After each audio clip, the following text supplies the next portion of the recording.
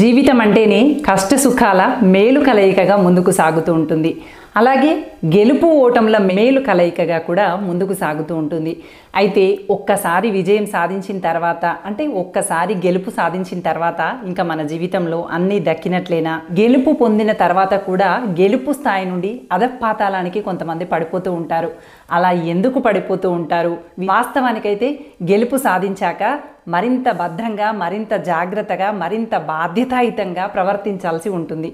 ఎందుకు విజయం సాధించిన తర్వాత మరింత జాగ్రత్తగా వ్యవహరించాలి అనేటువంటి మొదలైన అంశాలన్నింటినీ కూడా నేటి వీడియోలో చర్చించుకుందాం.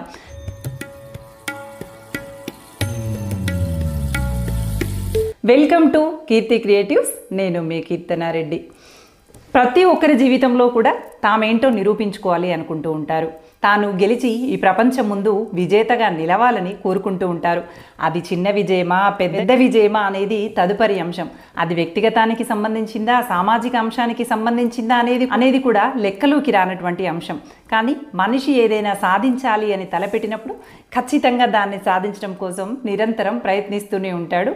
అయితే ఈ అనుకున్నది సాధించినప్పుడే ఇంతకు పూర్వం కన్నా, ఇంతకు ముందు కన్నా మరింత జాగ్రత్తగా, మరింత బాధ్యతాయుతంగా, మరింత ఒద్దికగా మెదలాలట. దీన్నే మనం ఎదిగిన కొద్దీ ఒదిగి ఉండటం అనేటువంటి సామెత రూపంలో చూడవచ్చు. ఎదిగిన కొద్దీ ఒదిగి ఉండకపోతే ఏం జరుగుతుంది? ఒదిగి ఉండాలని ఎక్కడ రాసింది? నేనెందుకు ఒదిగి ఉండాలి? నేను కష్టపడి సాధించుకున్నటువంటి విజయం కదా, ఇష్టం వచ్చినట్టుగా నేను ప్రవర్తిస్తాను అన్నట్టుగా ఉంటే ఏ స్థాయికైతే చేరావో ఆ స్థాయి నుండి ఒక్కసారిగా అధపాతాళానికి పడిపోయేటువంటి అవకాశాలు లేకపోలేదు. ఎలాగా అంటే, ఇంతకుముందు ఏ విజయము సాధించినప్పుడు నలుగురిలో నారాయణ అన్నట్టుగా ఉన్నప్పుడు మిమ్మల్ని ఎవరు పెద్దగా పట్టించుకోరు. మీరు ఏ పని చేసినా కూడా శ్రద్ధ పెట్టి మిమ్మల్ని పరిశీలించరు. అంతేకాదు, మిమ్మల్ని ఎవరు ఆదర్శంగా కూడా తీసుకోరు. కానీ మీరు ఏదైనా సాధించి నలుగురి ముందు మీరేంటో నిరూపించుకున్న తర్వాత మీరు చేసేటువంటి ప్రతి కదలికని పలువురు పరిశీలిస్తూ ఉంటారు. మిమ్మల్ని ఆదర్శంగా తీసుకోవాలనేటువంటి ఉద్దేశంతో గమనిస్తూ ఉంటారు. అందుకోసమని మీరు మరింత బాధ్యతగా వ్యవహరించాల్సి ఉంటుంది. మరింత ఆదర్శవంతమైనటువంటి జీవితాన్ని గడపాల్సి వస్తుంది. కొన్నిసార్లు కొంతమంది ఎలా ఉంటారంటే, విజయం సాధించగానే వాళ్ళకి తెలియకుండానే నాకు అన్నీ తెలుసు, నేను ఏదైనా పని తలపెట్టాను అంటే ఖచ్చితంగా సాధిస్తాను, నా లోపల విపరీతమైనటువంటి కష్టపడే తత్వము, పట్టుదల, నాపైన నాకు నమ్మకం అనేవి ఎక్కువగా ఉన్నాయి, నన్ను ఎవరు ఆపలేరు, నాకేది అడ్డు రాదు అనేటువంటి ఉద్దేశంతో తెలియకుండానే వాళ్ళ లోపల వాళ్ళకి అహంకారం, సన్నని పొగరు అనేవి ఉద్భవిస్తూ ఉంటాయి. దీనికి తోడు చుట్టుపక్కల ఉన్నటువంటి వాళ్ళందరూ కూడా అస్తమానం పొగుడుతూ ఉంటారు. నువ్వు అలా సాధించావు, నువ్వు ఇలా సాధించావు, అది నీ వల్ల మాత్రమే అయ్యింది, నువ్వు చేస్తావని నాకు ముందే తెలుసు అంటూ ఇలా రకరకాల పొగడతలతో ముంచేస్తూ ఉంటారు. దీనివల్ల ఏమవుతుంది? వాళ్ళకి తెలియకుండానే వాళ్ళ లోపల అహంకారం అనేది మొదలవుతుంది. ఈ అహంకారం తక్కువ మోతాదులో ఉన్నప్పుడు పర్వాలేదు, కానీ ఇది క్రమక్రమంగా పెరుగుతూ వచ్చిందే అనుకోండి, మన ప్రవర్తన దురహంకారంగా మారిపోతుంది. అందరి పట్ల దురుసుగా వ్యవహరించేటువంటి ధోరణి మొదలవుతుంది. తద్వారా మనకి తెలియకుండానే మనకి శత్రు వర్గం అనేది పెరిగిపోతూ ఉంటుంది. క్రమక్రమంగా అందరికీ దూరం అయ్యేటువంటి అవకాశాలు ఉంటూ ఉంటాయి. మన ప్రవర్తనలో ఏ తేడా వచ్చిందో కూడా మనం గమనించుకోలేనటువంటి పరిస్థితుల్లో కూరుకుపోతూ ఉంటాము. అందుకోసమని విజయాలు సాధించినప్పుడు, పలువురిలో ప్రశంసలు పొందినప్పుడు, ఏదైనా అవార్డులు స్వీకరించాల్సి వచ్చినప్పుడు, నలుగురి ముందు నేను గొప్ప పని చేసినట్టుగా పొగుడుతున్నప్పుడు, ఇలాంటి పొగడ్తల మధ్య ఖచ్చితంగా మనల్ని మనం పరిశీలించుకొని ఒద్దికగా మారేటువంటి ప్రయత్నం చేయాలి. అలా ఒద్దికగా మారలేదే అనుకోండి, ఈ పొగడ్తలన్నీ తలకెక్కిపోయి నాకన్నా మహావీరులు లేరు, నాకన్నా తెలివైనటువంటి వారు లేరు, నేనే అతి గొప్ప వ్యక్తిని అన్నట్టుగా మనకు తెలియకుండానే మన లోపల ఒక విషబీజం అనేది నాటుకుంటుంది. అది క్రమక్రమంగా అహంకారంగా మారిపోయేటువంటి అవకాశం ఉంటుంది. అందుకోసమే ఎదిగిన కొద్దీ ఒదిగి ఉండాలి అనేటువంటి తత్వాన్ని నేర్చుకోవాలి అంటారు. మీకు ఒక కథ చెబితే ఇంకా సరిగ్గా అర్థమవుతుంది. ఒక 2 కోడిపుంజులు ఉన్నాయట. అవి 2 నేను గొప్ప అంటే నేను గొప్ప, నాలో ఎక్కువ ధైర్యం ఉంది, నాలో ఎక్కువ పోటీతత్వం ఉంది, నేనే బాగా పోరాడగలను అని చెప్పి ప్రతిరోజు గొడవ పడుతూ ఉండేవట. ఇలా కొంతకాలం గొడవ పడిన తర్వాత అనుకున్నాయంట, ఇలా ఎన్ని రోజులని గొడవ పడతాము, ఇవాళ అటో ఇటో తేల్చేసుకుందాము అని చెప్పి 2 పోట్లాటం మొదలెట్టాయట. ఇంకా విపరీతంగా పోట్లాటం ఇలా పోట్లాడుతూ చివరికి ఓడిపోయినటువంటి కోడిపుంజు ఉంటుంది కదా, అది లొంగిపోయి నక్కి చెట్ల పొదల్లోకి వెళ్ళి దాక్కుందంట. ఏదైతే గెలిచినటువంటి కోడిపుంజు ఉంటుంది కదా, నేను గెలిచాను అనేటువంటి విజయ గర్వంతో అది ఇంటి పైకప్పున ఎక్కి కొకరొకో అంటూ గట్టిగా కూస్తూ నేను గెలిచాను అంటూ దర్పాన్ని ప్రదర్శిస్తూ అహంకారంగా అరుస్తూ ఉందట. ఇది కొకరొకో అని ఇంటి పైకప్పు నుండి కూస్తున్నటువంటి దృశ్యాన్ని ఆకాశంలో నుండి వెళ్తున్నటువంటి గద్దకి వినిపించి ఒక్కసారిగా ఏటవాలుగా కిందికి దిగి కోడిపుంజును తన కాళ్ళతో ఎగిరేసుకుపోయిందట. కోడిపుంజు విజయం సాధించటం బాగానే ఉంది, కానీ అంత మాత్రం చేత విజయ గర్వంతో ఇంటి పైకప్పునెక్కి గట్టిగా నన్ను మించిన వాళ్ళు లేరు, నేనే సాధించాను అన్నట్టుగా దర్పానికి దురహంకారానికి పోవాల్సినటువంటి అవసరం లేదు కదా. తన అరుపులే తన ప్రాణాన్ని కోల్పోయేలాగా చేశాయి, ఆపదలో చిక్కుకునేలాగా చేశాయి.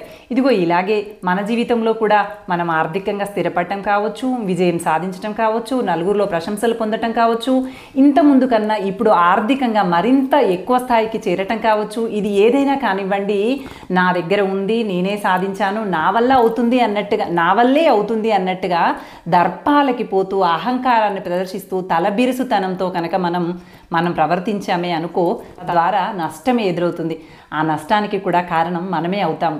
అందుకోసమని ఎంత ఎదిగితే, ఎంత విజయం సాధిస్తే, ఎంత పలువురిలో ప్రశంసలు పొందగలిగితే అంత ఒద్దికగా, అంత కలవడిగా అందరితో కలిసిమెలిసి ముందుకు సాగటం అనేది అలవాటుగా మార్చుకోవాలి. కొంతమంది చూడండి, ఏదైనా విజయం సాధించగానే విజయ గర్వంతో గబగబా శత్రువులతో గొడవలు పెట్టుకుంటూ ఉంటారు, అనరాని మాటలన్నీ మాట్లాడుతూ ఉంటారు, ఎక్కిరింతలు చేస్తూ ఉంటారు.